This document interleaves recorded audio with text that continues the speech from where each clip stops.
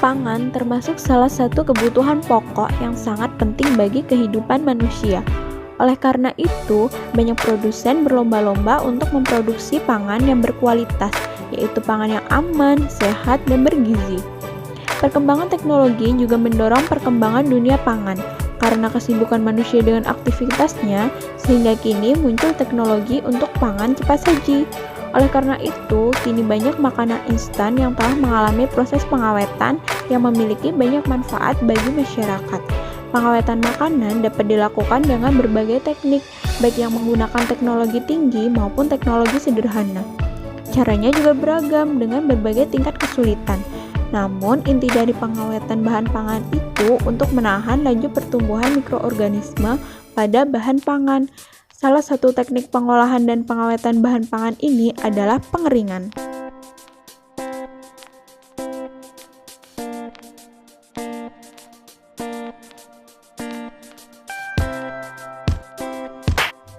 Pengeringan adalah metode untuk mengeluarkan atau menghilangkan sebagian air dari suatu bahan dengan cara menguapkannya hingga kadar air kesetimbangan dengan kondisi udara normal, atau kadar air yang setara dengan nilai aktivitas air atau AW, yang aman dari kerusakan mikroorganisme, enzimatis, dan kimiawi.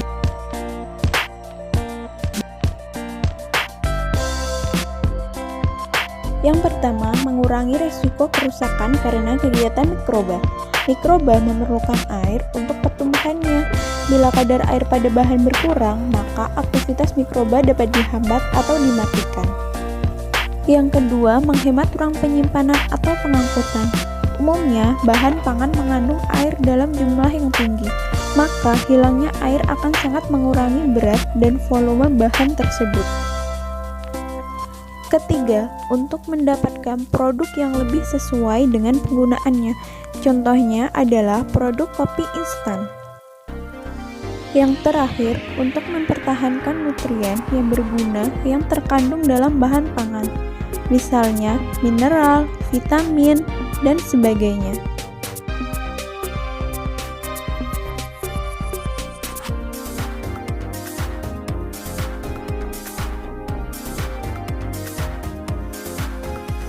Faktor yang mempengaruhi pengeringan adalah luas permukaan, suhu, kecepatan udara, kelembapan udara, tekanan ATM atau vakum, dan waktu.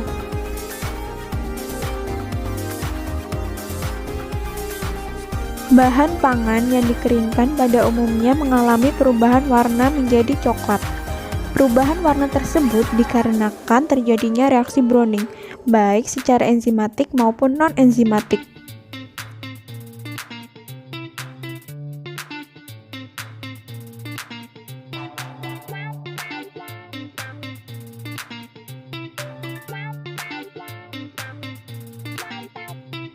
Dalam proses pengeringan terdapat juga keuntungan dan juga kerugiannya.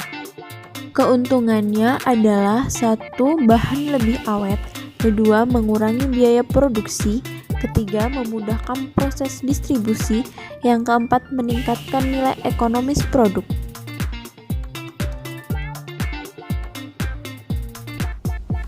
Kemudian kerugian dari proses pengeringan ini yang pertama adalah terjadinya perubahan sifat fisik dan kimia, kedua perubahan tekstur, ketiga perubahan mutu baik secara fisik dan gizinya.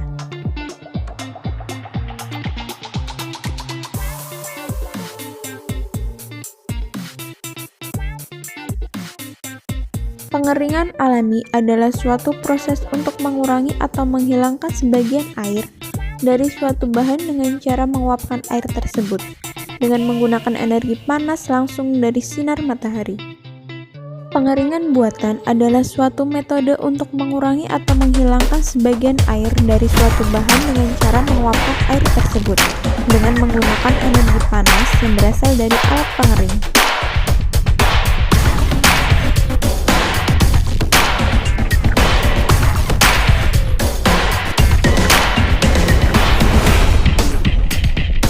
Pengeringan beku merupakan suatu proses pengeringan yang mempunyai keunggulan dalam mempertahankan mutu hasil pengeringan, khususnya untuk produk-produk yang sensitif terhadap panas.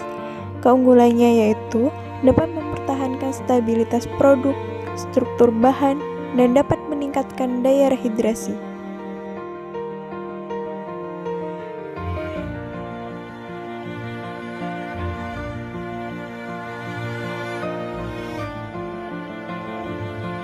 Metode ini merupakan metode tray drying yang paling sederhana. Tray dryer jenis ini terdiri dari bilik pemanas yang terbuat dari kayu atau logam-logam tertentu. Metode ini sering digunakan untuk mengeringkan bahan-bahan makanan hasil pertanian, karena biayanya lebih murah dibandingkan dengan pengeringan dengan mesin. Metode jenis ini banyak digunakan dalam suatu industri, terutama industri makanan. Metode ini mampu menghasilkan produk dalam bentuk bubuk dari bahan-bahan seperti susu, buah-buahan, dan lain-lain.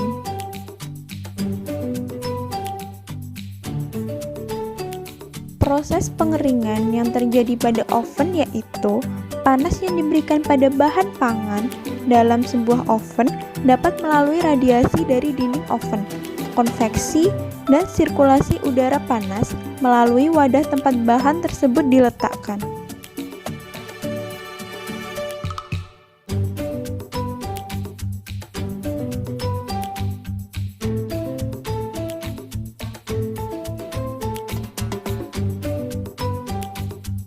Prinsip pengeringan yang pertama adalah pengeringan terdiri dari pindah panas dan difusi air atau pindah massa.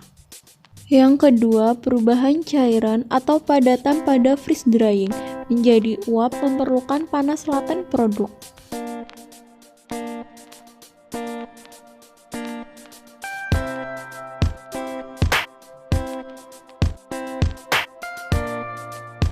PT Bali Cahaya Amarta ini merupakan suatu industri yang memproduksi teh wheat pony. Pada industri ini memanfaatkan pengeringan sebagai metode pengawetannya. Proses pengeringan pada industri ini dilakukan dengan oven. Pengeringan ini dilakukan sampai daun teh menunjukkan adanya perubahan fisik, mulai dari perubahan warna hijau menjadi kehitaman. Muncul aroma khas seperti aroma karamel, daun mudah untuk dipatahkan, serta akan hancur bila diremas. Proses pengeringan ini menyebabkan teh wheat pony memiliki kadar air 4-5%. Suhu pengeringan pada proses pengolahan teh wheat pony ini berpengaruh nyata terhadap kadar air, rendemen ekstrak, total fenol, flavonoid, aktivitas antioksidan, warna, rasa, serta aroma.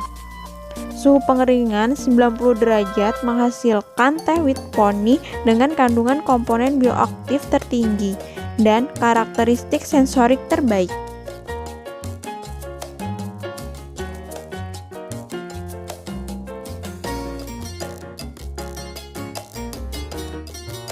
Di sini saya akan menjelaskan tentang sebuah soal.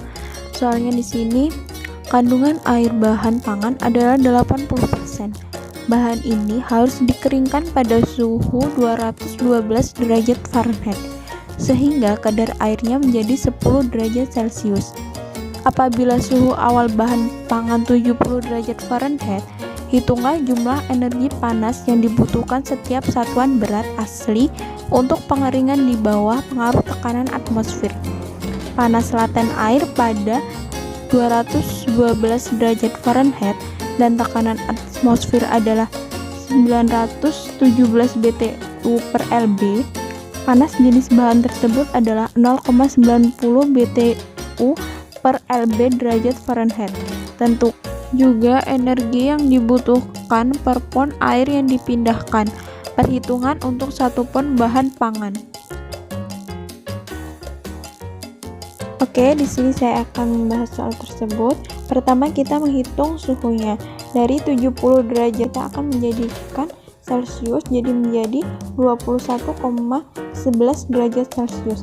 Kadar air bahan pada awal 80% pada suhu 70 derajat Fahrenheit sama dengan 21,11 derajat Celcius. 0,8 lb air yang terikat pada bahan, dan 0,2 lb bahan kering. Kadar air akhir bahan 10%, 0,1 lb air yang terikat pada bahan, dan 0,9 lb bahan kering. Di sini kadar air akhir dikali bahan kering awal per bahan kering akhir diperoleh 0,022 lb bahan kering. Selanjutnya, kadar air awal dikurang dalam kurung 0,1 dikali 0,2 per 0,9 sama dengan 0,778 lb air. Selanjutnya, kebutuhan energi panas 1 lb bahan asli sama dengan energi panas untuk menaikkan suhu menjadi 212 derajat Fahrenheit ditambah panas laten untuk memindahkan air. Jadi 212 dikurang 70 dikali 0,9 ditambah 0,778 dikali 9 171 sama dengan 128 ditambah 755 sama dengan 883 BTU. Dan energi per lb air yang dipindahkan sama dengan panas laten dikurang suhu awal dikali 1 lb plus 1 lb dikali tekanan ATM. Jadi sama dengan 212 dikurang 70 dikali 1 ditambah 1 dikali 971 sama dengan 1113 BTU per lb. Jadi jumlah kebutuhan energi panas per satuan berat bahan sama dengan 883 BTU dan energi per lb air yang dipindahkan sebesar 1113 BTU per lb. Kemungkinan lain dalam satuan matris, panas laten sama dengan 971 kali 5/9 sama dengan 539 kcal per kilogram dengan suhu 70 derajat Fahrenheit atau 21,1 derajat Celcius. Jadi kebutuhan energi untuk 1 kg bahan asli sama dengan 491 kcal per kilogram. Juga energi per kilogram air yang dipindahkan sebesar 618 kcal per kilogram. Jadi jumlah energi panas yang dibutuhkan per satuan berat bahan sama dengan 491 kcal per kilogram dan energi per kilogram air yang dipindahkan sebesar 618 kcal per kilogram.